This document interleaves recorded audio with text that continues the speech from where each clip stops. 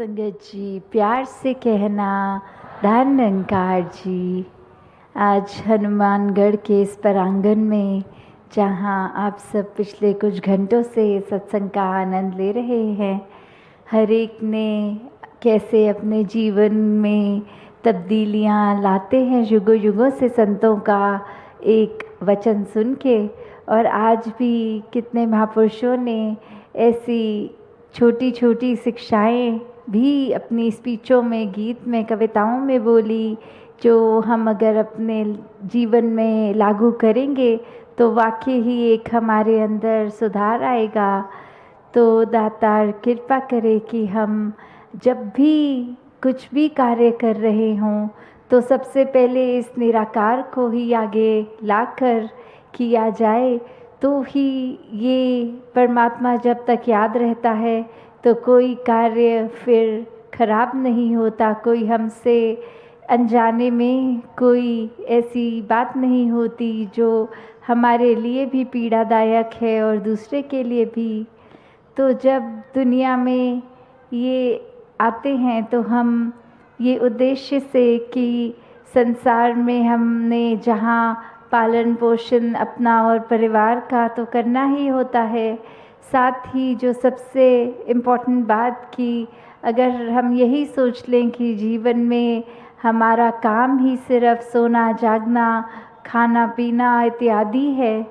तो ये कार्य के लिए ह्यूमन लाइफ सिर्फ नहीं है। हमें एक इंसानी जामा मिला है तो वो खुद की असली पहचान, इस आत्मा की पहचान करने के लिए जो निराकार का ही अंश है और मेन जो निराकार है, तो कैसे हर किसी में जो ये परमात्मा की अंश है वो हमें जब एक दूसरे में दिखती है तो वाकई ही एक चरणों पे सर भी नम्रता से झुक जाता है। जब हम सामने वाले के आगे इस भगवान को देख लेते हैं तो कैसे हमने अपने मनों को जब तक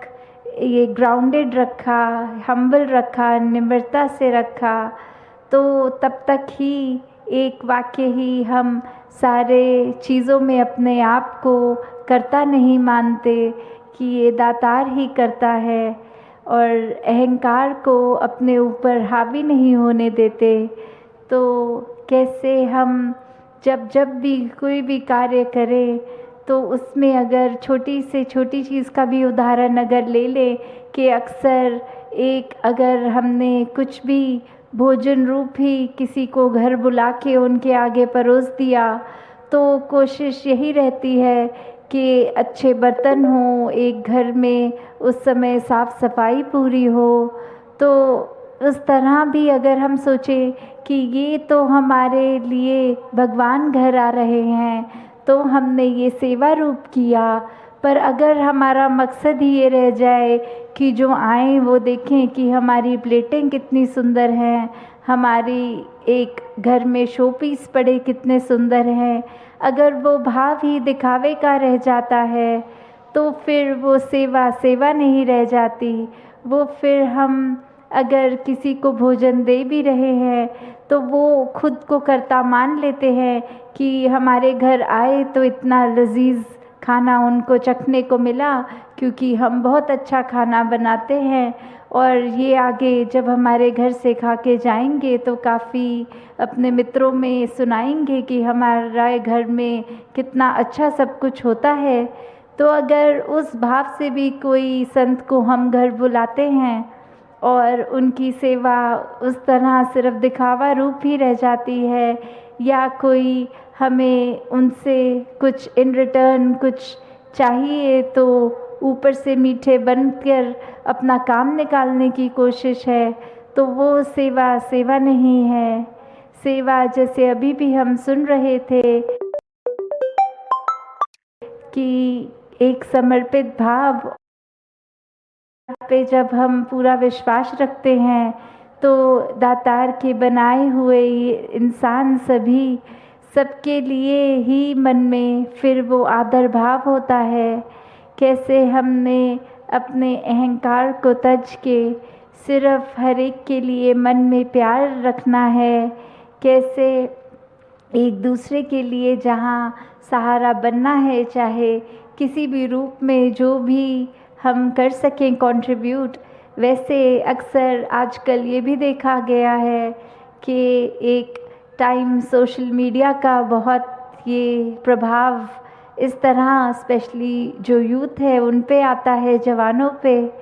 तो अक्सर वही बच्चों को भी ये जब समझ आती है कि हम कोई कार्य इसलिए नहीं कर रहे कि एक अगर कोई इन्फ्लुएंसर है, कोई सोशल मीडिया पे बहुत ही पॉपुलर, कोई बहुत ही ऊंचा एक रुतबा संसारिक, और उसको उसकी एक एक दिन की एक्टिविटी को फॉलो करने लग जाते हैं,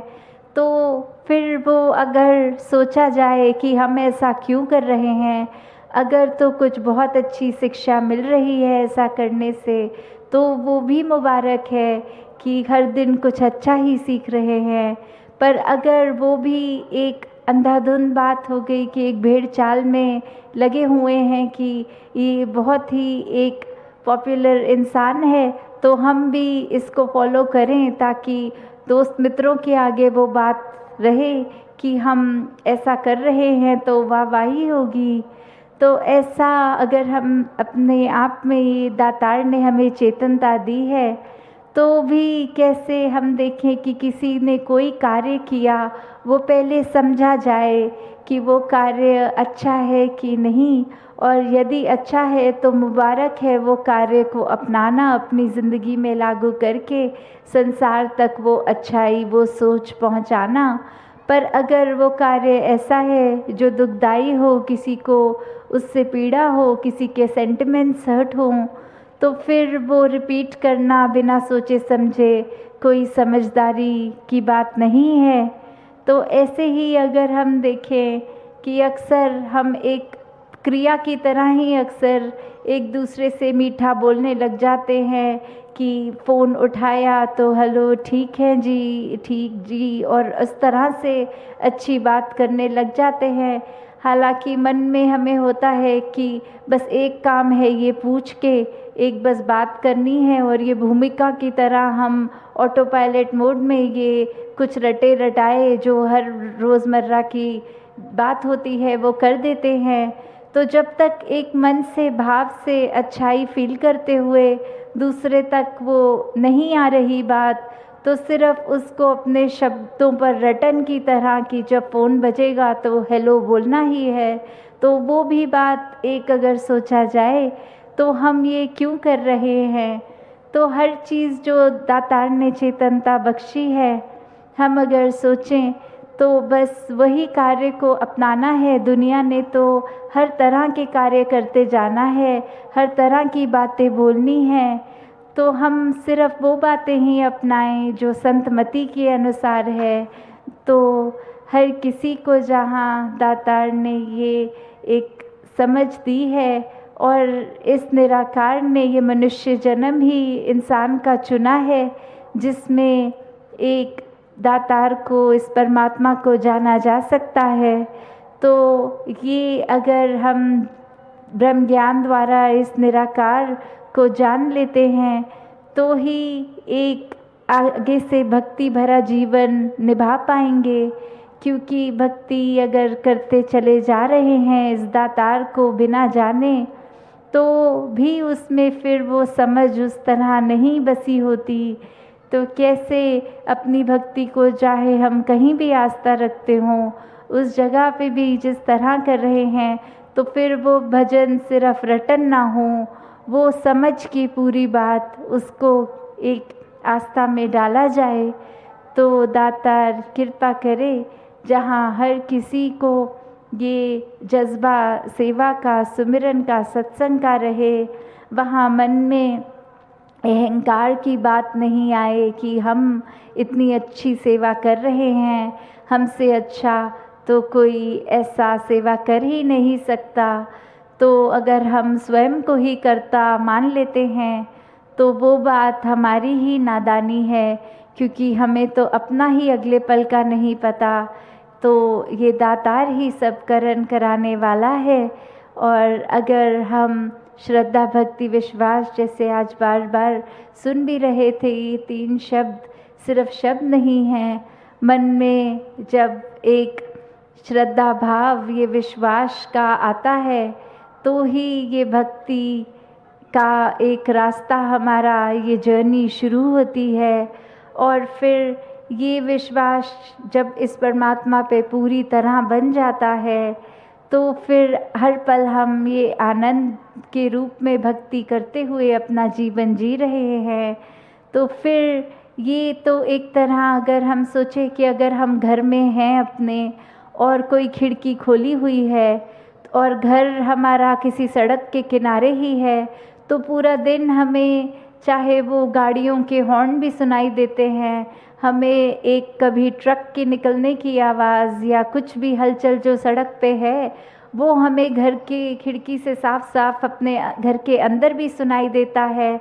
पर हम अपने जीवन को उस पे आधारित नहीं करते। हम जो घर के अंदर हमें कार्य करने हैं वो तो करते ही जाते हैं कि इस समय भोजन खाना है, इस समय सोना है। वो बाहर के यातायात से हमारे घर के अंदर क्या हो रहा है उसका कोई असर नहीं आता। इसी तरह एक भक्त भी जब आनंद रूप में भक्ति कर रहा है, आनंद की अवस्था में है, फिर चाहे ये आउटर ये लाइफ में हमारे क्या हो रहा है, दुख है सुख है, तो ये आनंद की अवस्था तो ये दुख सुख से ऊपर है। तो वो प्रभाव उस तरह संत कभी भी अपने मन में नहीं लेता। कोई भी घटना है तो बस हर घटना में जब इस दातार को शामिल कर लेते हैं तो वो चाहे सुनने में देखने में तो एक दुख की घटना भी होगी, फिर भी ये भक्त के लिए उसमें भी कोई छुपी हुई ब्लेसिंग, कोई एक बहुत दातार का आशीर्वाद ही होगा। तो वो हमारा नज़रिया हमें किस तरह अपने आप के अंदर भीतर भी जहाँ झांकना है, अपनी कमियाँ हर एक को पता होती हैं, उस पे जो सुधार करना है, वहीं आगे भी अपने मुंह से ऐसे वचन ही निकालने हैं जिससे एक पता लगे कि हम वाकई ही एक संतमति के हैं, हम सत्संग जाते हैं, हम अच्छे व्यवहार को अपने आचरण में लाते हैं, सिर्फ दिखावा रूप नहीं, वाकई ही एक अपने आप में ही इतने अच्छे होना है कि किसी समय फिर अगर हम ये अगर एक्टिंग कर रहे होंगे तो कभी ना कभी हमारा असली नेचर, असली किरदार बाहर आ जाता है। पर अगर वाकई ही एक खुद में हम हमेशा के लिए अच्छाई बनाए रखेंगे तो फिर किसी भी समय ऐसा नहीं होगा कि कुछ दिखावा, कोई एक्टिंग करनी पड़ रही है। हर समय अगर हम एक कार्य संत हैं तो फिर वो हर समय के ही संत हैं, कुछ पल के लिए नहीं, सिर्फ कि जब सत्संग आए हैं तो बहुत प्यार से पेश आएंगे, पर सत्संग से घर रवाना होने के रास्ते में ही वो सब बातें जो सत्संग में सुनी हैं उनको भूल जाएंगे, उनको अपने जीवन में नहीं बसाएंगे। तो फिर तो सत्संग करना भी वो मुबारक नहीं है, क्योंकि अगर सत्संग सिर्फ कोई उद्देश्य जो भक्ति से परे है उससे की जा रही है तो वो असली मायने में सत्संग भी सत्संग नहीं है। तो दातार कृपा करे जहाँ हर कोई एक दातार से जुड़ा रहे हर पल, और एक सही नियत से, एक सही इंटेंशन से अपने हर काम को पूरा करता जाए, जो कि रोज़मर्रा के भी चाहे छोटे से लेकर बड़ा कार्य कोई भी हो तो इस दातार को उसमें डाले, इस निराकार की याद में करे, तो वाकई ही हर किसी के जीवन में आनंद की अवस्था वो प्राप्त हो जाएगी। तो दासी इन्हीं शब्दों से आपसे आज्ञा लेगी। सत्संगत जी, धन्यकार जी।